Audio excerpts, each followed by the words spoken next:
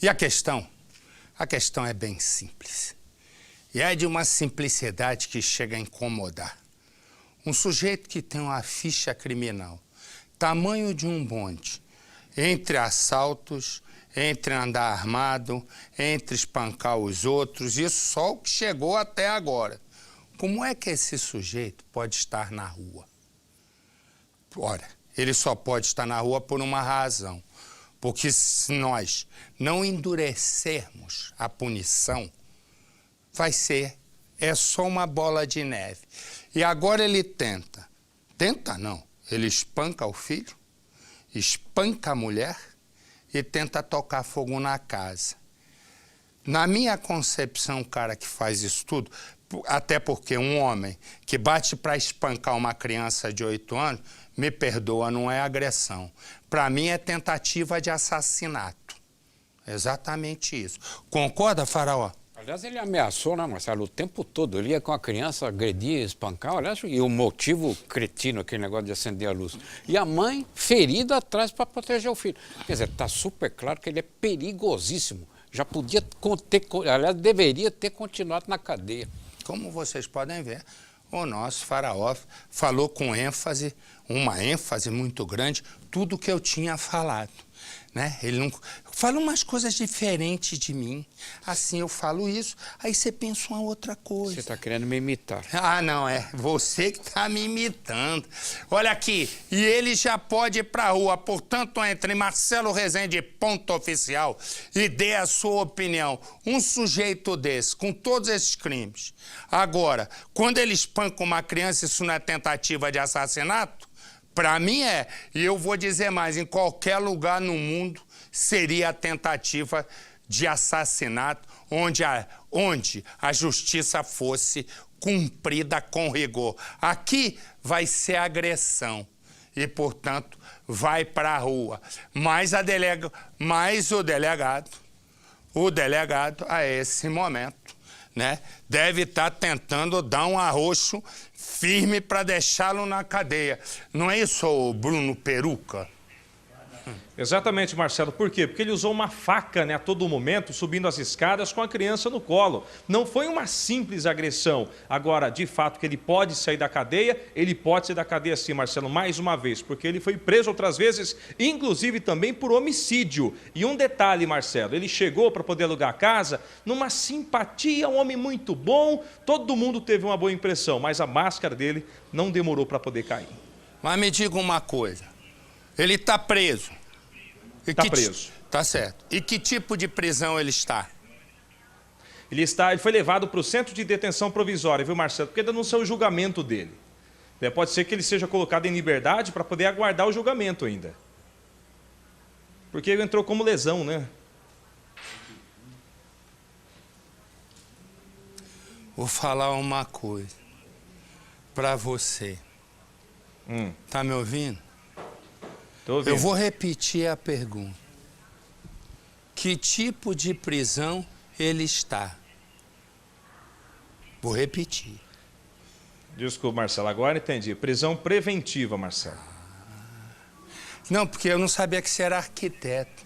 Daqui a pouco você dizia, não, a sala tem 3x4, tem um banheiro na direita. Eu vou te falar, a minha vida é triste. Porque eu pergunto que tipo de prisão, porque quero saber o quê? Se é preventiva ou se não é preventiva. Que ele me diz que a prisão é no CDP. O que é CDP? O Percival que mandou falar. Ah, então tá bom. Então, se a culpa é do Percival, a conta é dele. Até logo, Bruno Peruca, vai baixar no outro centro, vai. Que esse aqui tá carregado demais. Pensa no seguinte. Pensa, né? Ela tem um relacionamento, casada, né? Mas o casamento não vai bem. São brigas constantes e ela decide se separar. E, de repente, ela com o fim do casamento, ela vai ficando triste, até que ela foi conversar com uma prima. Só que ele sempre a culpou pela separação. E quando ele soube disso, ele então planejou A morte dela não, a morte da prima. Vê se pode. Põe no Cidade. Os últimos dias têm sido de angústia para Dona Graça. Ela tinha 5 filhas. Tinha porque uma delas, Ivone Barbosa Oliveira, de 25 anos, foi brutalmente assassinada sem ter a oportunidade de se defender. Ela era uma menina super legal, todo mundo aqui conhece, ninguém fala mal dela. Ivone foi morta por esse homem, Ionélio Alves Silva, de 27 anos. Ele era casado com a prima de Ivone, mas como agredia a ex-mulher, ela decidiu se separar. Ivone acabou ficando mais amiga da prima depois que ela abandonou Ionélio. E essa amizade entre as duas deixava o açougueiro irritado. Ele acreditava que Ivone era responsável pela separação. E sem que elas percebessem o que ele queria, Ionélio começou a se aproximar de Ivone. Ele que estava falando que a minha filha estava ajudando ela a separar dele. Ele acompanhou o que a jovem fazia diariamente e durante uma semana ficou planejando a morte dela. Ionélio decidiu agir. Estava na casa de alguns amigos aqui em Carlos Chagas participando de um churrasco e aproveitou para ligar para Ivone, convidando ela para ir até a cidade de Teófilo Otoni, que fica a mais ou menos 100 quilômetros daqui. A promessa era de comprar roupas para que Ivone pudesse revender para as amigas aqui de Carlos Chagas. Ivone acreditou. Topou fazer a viagem. Foi aí que começou o drama dela. 1 hora depois, os dois estavam na cidade vizinha. E ao invés de comprar roupas, Ionélio ficou dando voltas pela cidade e fazendo ameaças. Ivone pedia para voltar para casa, mas Ionélio não obedeceu. E ao invés de seguir para Carlos Chagas, tomou outro rumo. A motivação dessa prática de crime seria porque a Ivone estaria angariando, arranjando homens para a ex-amásia do Ionélio. Ionélio decidiu pegar a BR-116. Quando ele chegou com Ivone exatamente neste ponto aqui, em Itambacuri, a 140 quilômetros de Carlos Chagas, onde os dois tinham saído por volta de meio-dia, ele estacionou. Ionélio começou então a conversar com Ivone. Os dois teriam discutido. Ivone desceu do carro e saiu correndo pela BR-116. Só que Ionélio conseguiu alcançar Ivone e arrastou a jovem até o carro novamente. Ele deu a volta e parou do lado de cá. Nesse ponto aqui, os dois continuaram discutindo. A discussão acabou ficando acalorada e perdeu o controle. Ionélio espancou Ivone até ela desmaiar. Depois, ele acabou matando a jovem a facadas e jogou o corpo aqui no meio do mato. Ionélio só não contava com um detalhe, que lá no final da reta tinha um caminhoneiro parado porque o caminhão estava com defeito. Esse caminhoneiro viu toda a cena, viu inclusive a hora que ele tirou o corpo de Ivone de dentro do carro e jogou no meio do mato. E foi esse caminhoneiro que acionou a polícia. Só que Ivone ainda não havia sido identificada e ninguém tinha procurado a polícia para reclamar o desaparecimento de algum parente na região. Quando a foto de Ivone apareceu nas redes sociais, Ionélio começou a agir de novo, só que agora diferente. Depois que o homicídio foi descoberto e Ionélio ficou sabendo que o corpo de Ivone tinha sido recolhido na BR-116, ele mesmo imediatamente procurou a família aqui em Carlos Chagas e se prontificou a fazer o reconhecimento lá no IML. E como se não bastasse, ainda se responsabilizou em fazer o transporte do corpo de Ivone aqui para Carlos Chagas. Ionélio ficou o tempo todo do lado da família, acompanhou o velório e foi ao enterro. Depois do enterro, a polícia começou a ouvir algumas testemunhas. Todas disseram que Ivone tinha sido vista pela última vez justamente com Ionélio. 4 dias depois do crime, ele foi preso em casa tranquilamente. Na delegacia, Ionélio não esboçou nenhuma reação de arrependimento e também não quis gravar a entrevista. Ô Ionélio, conta pra gente aqui o que aconteceu com Ivone. Não. Por que você matou ela? O que aconteceu na hora lá? Vocês discutiram? Qual é o motivo? Mas nós tivemos acesso com exclusividade ao depoimento de Ionélio. No áudio, é possível perceber que ele assume que matou Ivone e conta como foi. Estava nela também? Tá, pô? Eu estava Estava. Ele desmaiou? Eu caí no chão. E aí? Aí foi na hora que eu fui terceira. Ela meteu a mão no bolso e eu acompanhei netinho. Não que ela veio pra cima, eu consegui pegar o braço dela, negociar e foi na hora que nós começamos a discussão, a briga. Mas o delegado contesta essa informação. O canivete falou que foi uma faca. canivete. Utilizou para isso uma faca que ele comumente usava para desossar carne, porque ele exerce o labor de açougueiro e nas horas vagas de mototaxista. Para a dona Graça, restou a angústia de ter perdido uma filha, tão nova e sem inimigos. Eu fiquei muito triste também. O filho dela deixou o filhinho de 6 anos para trás. Perdeu a mãe nova e para mim foi uma tristeza grande. E eu estou muito triste, meu coração está revoltado, assim, triste mesmo. Eu vou dizer uma coisa, que eu já falei aqui, mas eu vou dizer, é melhor ser redundante que omisso. Crime contra a mulher, a punição tinha que ser em dobro. Em dobro.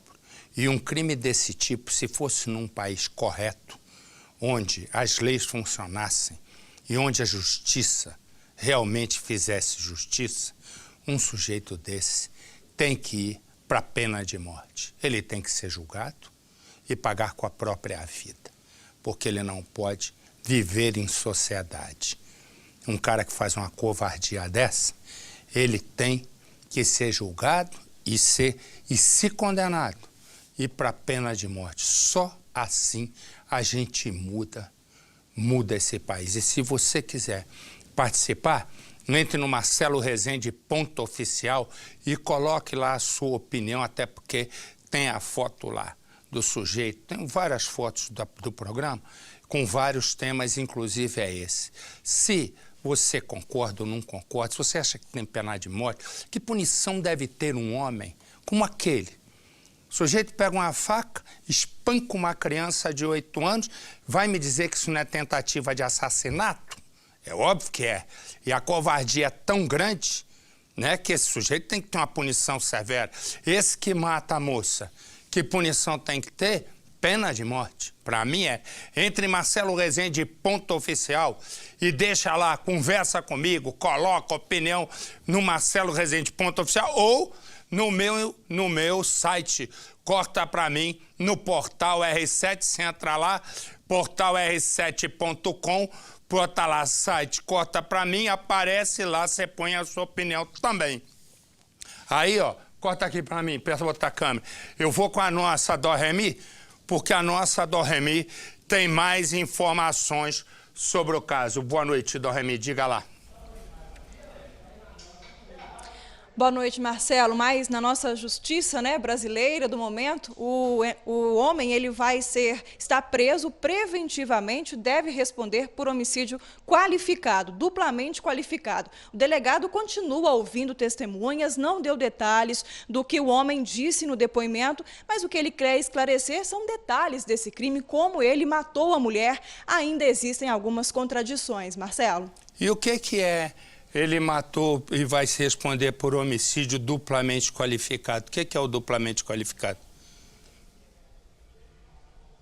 As qualificações do crime, né, Marcelo? Por exemplo, não dá chance de defesa à vítima, motivo fútil. No caso, os dois se aplicam aí ao homicídio, à morte aí dessa mulher. Valeu, obrigado a nossa Dó Remi, sempre presente. Me dá a imagem da confusão, vai, meu filho. Tá atrapalhando o Cidade Alerta. Olha o tiro comendo aqui em São Paulo, hein? Olha aí, bomba, você vai vendo, são imagens do nosso helicóptero, bombas de efeito moral, de efeito. A Guarda Municipal Metropolitana foi tentar, a Guarda, por uma desapropriação, a Guarda Metropolitana, olha lá o homem destruindo, repara, destruindo o carro da Guarda Civil Metropolitana aqui de São Paulo. Houve uma construção lá, olha, o cara tá destruindo tudo. Põe exclusivo, minha filha, dá trabalho para fazer.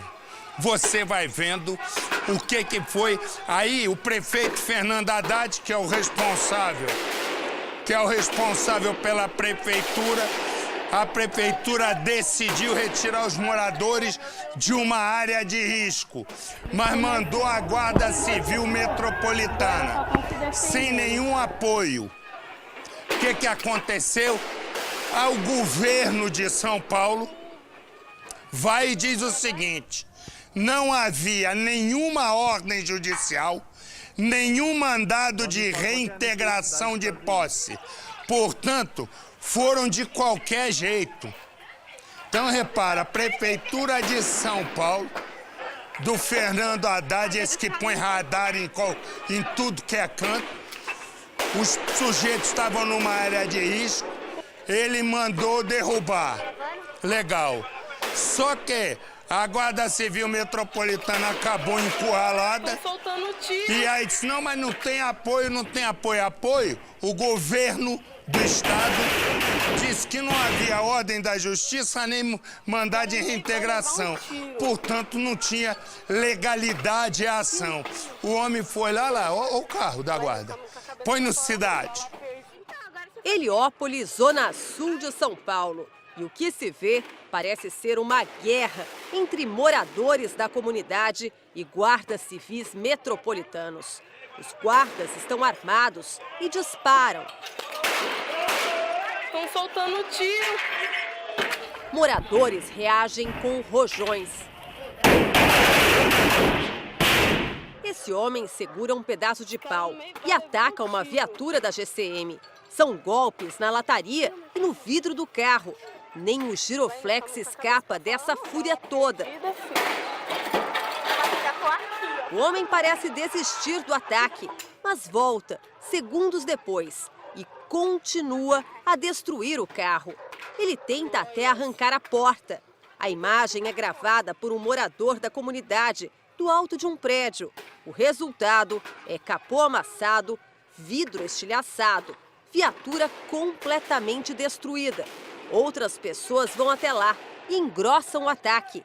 Elas jogam tijolos e pedras na direção dos guardas. Eles começaram, os guardas só estão se defendendo. Moradores contam que a confusão começou depois que 80 barracos foram construídos há um mês num terreno do bairro. Quem mora lá diz que recebeu ordem na última quinta-feira para sair imediatamente do local. As gravações só foram divulgadas agora. As imagens não mostram, mas essas pessoas dizem que antes da destruição das viaturas, foram ameaçadas e agredidas pelos guardas. Eles agrediram um senhor de idade que estava tirando a cama dele de dentro do barraco. Foi por isso que começou. O terreno, que segundo a Secretaria da Segurança Pública pertence à Prefeitura de São Paulo, fica às margens do córrego do Sacomã. A Prefeitura de São Paulo informou que a ação foi para retirar moradores de uma área de risco e que a Guarda Civil Metropolitana foi recebida com hostilidade. A Secretaria da Segurança Pública confirmou que não havia nenhuma ordem da Justiça ou mandado de reintegração de posse. E, por isso, os moradores se recusaram a deixar o local. Os moradores dizem que é a segunda vez que os guardas tentam retirá-los de lá. E dessa vez, eles voltaram decididos a desocupar o terreno. Foram embora, depois voltaram novamente. Voltaram com uma quantidade maior de GCMs, ou seja, dessa vez a gente derruba e vocês não vão impedir de maneira nenhuma. 6 guardas ficaram feridos, 7 viaturas foram destruídas. Segundo a polícia, guardas civis só dispararam tiros para o alto. Não é o que diz esse grupo de moradores. Um dos GCM pegou um revólver, atirou para cima da população. Teve alguém que ficou ferido com um tiro, arma? 2 pessoas. Um agredido de raspão, na cabeça levou 2 pontos e o outro foi nas costas. Pessoas que participaram dos ataques foram detidas. Alguns barracos acabaram desmontados. Mas nem todos desistiram de viver no terreno e a ocupação continua.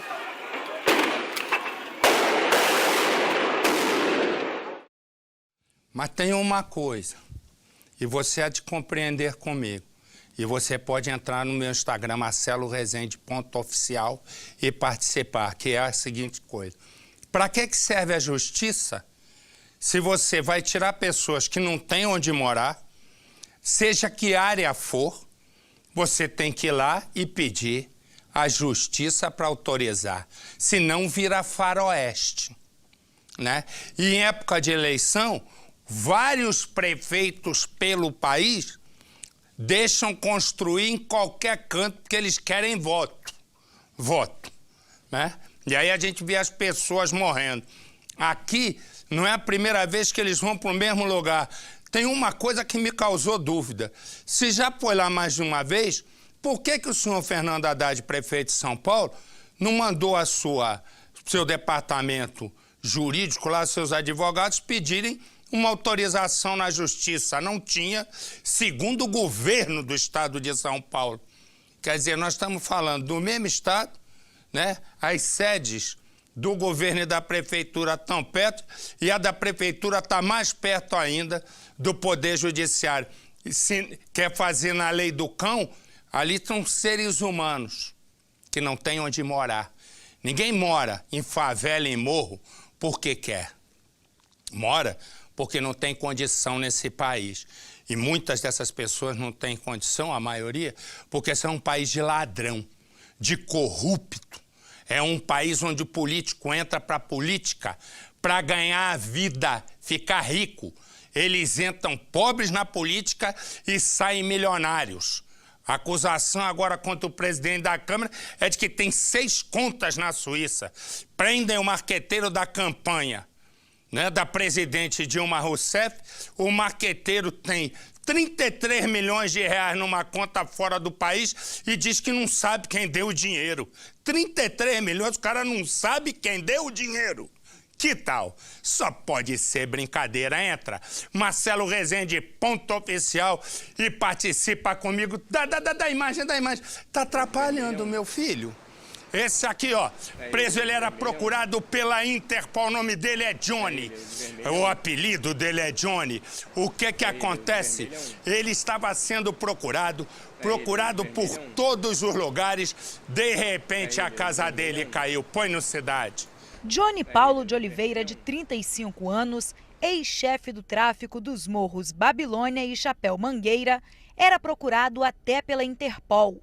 Ele foi preso por policiais rodoviários federais próximo à linha vermelha, na Pavuna. O Disque Denúncia oferecia uma recompensa de R$1.000 pelo criminoso. No momento da abordagem, Johnny e outro homem estavam dentro de um táxi. Com a dupla, a polícia encontrou mais de R$3.000 e a chave de um carro. O veículo foi encontrado na Avenida Brasil. Uma equipe foi lá e, ao realizar uma fiscalização minuciosa do veículo, constatou-se que ele era um veículo clone, né? Ele possuía a placa e gravura nos vidros de um carro legalizado, original. Porém, ao verificar minuciosamente, foi visto que o motor não conferia com aquele carro e também o chassi. Os dois foram encaminhados para a delegacia. O traficante vai responder por tráfico de drogas e falsidade ideológica. O inquérito vai apurar quem é o dono do veículo. Johnny já tinha sido preso. Em 2006, foi acusado de planejar o roubo de 31 armas adaptadas para tiros de festim e 70 réplicas. Aí, ó. Bota aqui o sujeito da próxima, por favor. Esse aqui, Ronald. Né? Nasceu aqui, ó. Nasceu no bairro, um bairro aqui na Grande São Paulo, Carapicuíba. Nasceu e vive lá. E ele conhece todo mundo. E ele foi num samba, tem um samba lá, um pagode do Vavá lá que ele vai. E lá tem 3 caras que ele conhece, mas o negócio não tá bom. E o amigo que vai com ele tem uma bronca com um do outro lado. Começa uma discussão. Do outro lado vem mais 2 tão armados que tomam parte do amigo. Ele conhece todo mundo. E diz, calma, minha gente. Calma, minha gente. Que bom. Resumo, virou um sururu na casa de Noca, levou 2 tiros, exatamente, né? E, pum, tiro, uma queima-roupa para matar. Exatamente isso. Põe no Cidade. Era noite. A família dormia quando Ronald saiu de casa para ajudar um amigo e nunca mais voltar. A gente tem sofrido. A gente tem sofrido, brincadeira. Só sabe a gente viu. O choro do pai aqui precisa ser no escuro, porque ele teme pela segurança dos que ficaram. Os assassinos do 3º filho do aposentado permanecem soltos. Ronald morreu aos 33 anos, pai de 3 filhos que teve com a mulher, com quem se relacionava desde a adolescência. Ronald era a segurança de um espaço de eventos na zona oeste de São Paulo. Tinha acabado de chegar do trabalho quando saiu para a morte. Ele e a família moravam a poucos metros do local do crime, em Carapicuíba, na Grande São Paulo. Ficaram sabendo em questão de minutos. Aí quando eu cheguei lá, eu me deparei com meu pai, assim, com a mão na cabeça, desesperado. Minha mãe ajoelhada no chão, chorando. Levanta daí, meu filho, levanta daí, meu filho. Quando eu olhei, já não deixaram eu chegar tão perto, eu só vi o meu irmão caído do chão. Naquele domingo, logo que chegou em casa, um amigo chamou Ronald para acompanhá-lo numa cobrança. Era uma tentativa, por volta de 11 horas da noite. No retorno, foi na volta para casa que o Ronald e o amigo decidiram parar nesse restaurante, onde acontecia um samba naquela noite. Aqui, eles se encontraram com outros amigos. Ficaram nesse lugar durante aproximadamente 20 minutos, segundo testemunhas. Enquanto estava aqui, o Ronald se viu no meio de uma grande confusão, uma briga entre amigos. E na tentativa de separar essa briga, acabou baleado. Outras 2 pessoas também foram atingidas, mas por tiros de raspão. O Ronald, machucado, ferido, atravessou para o outro lado da rua, para a calçada desse mercado. Veio para cá à espera de socorro, à espera de uma ambulância. Ficou aqui. Quem estava por perto viu quando um dos assassinos também atravessou a rua e nesse lugar fez mais disparos a queima-roupa. O Ronald não resistiu. O restaurante onde acontecia o samba era um ponto de encontro de todos eles. Naquela noite, segundo testemunhas, a briga começou entre Jadiel e Alex. Eles tinham uma rixa antiga de provocações. Se estranharam de novo na saída do samba. Entre os amigos que apoiavam Jadiel estavam os atiradores, Júlio e Leandro. Leandro, que era amigo de infância do Ronald, porém inimigo do Alex. Leandro, segundo a investigação, é o autor dos primeiros tiros. Júlio, do restante. Acho que ele nunca imaginou que o Leandro ia sacar um revólver em cima dele, ia atirar nele, entendeu? Naquele momento, qualquer um que estivesse lá, como todo mundo era conhecido, ia entrar lá para separar. Porque era todo mundo conhecido. Ronald não tinha nada a ver com a rixa. Era um experiente segurança, só queria ajudar. Acabou morrendo. A polícia identificou os atiradores, pediu e a justiça decretou a prisão preventiva deles. Estão foragidos. A família do Ronald só conhecia Júlio de vista, mas com a do Leandro tinha muita convivência. Ronald e Leandro foram criados juntos até os 13, 14 anos, mas tomaram rumos diferentes na vida. Os pais são compadres, agora tudo mudou. Ninguém nunca falou com a gente, nunca deu uma satisfação, nunca pediu uma desculpa, nada, nada.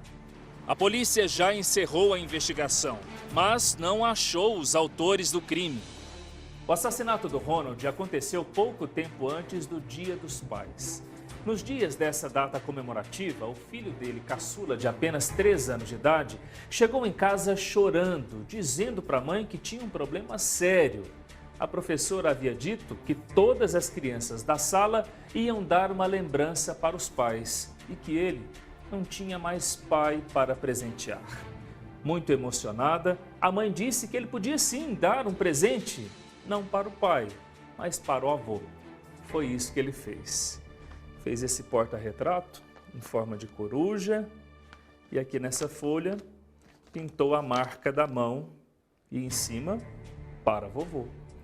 E é com ele que essas lembranças estão guardadas com muito carinho, não é isso? Até hoje, com o vovô. O pai do Ronald vive à espera da prisão dos assassinos do filho. Não tem descanso, mas tem esperança ao lado da família. A gente se acabou e eles estão aí de boa, bebendo, aprontando com a família deles. É como se assim não existisse justiça. E esta é a imagem dos homens que estão foragidos. Se você viu esses homens, se você conhece esses homens, se você sabe onde eles estão, ligue. Ligue para o Disque Denúncia, ligue para a polícia e a sua identidade vai ser mantida no mais absoluto sigilo.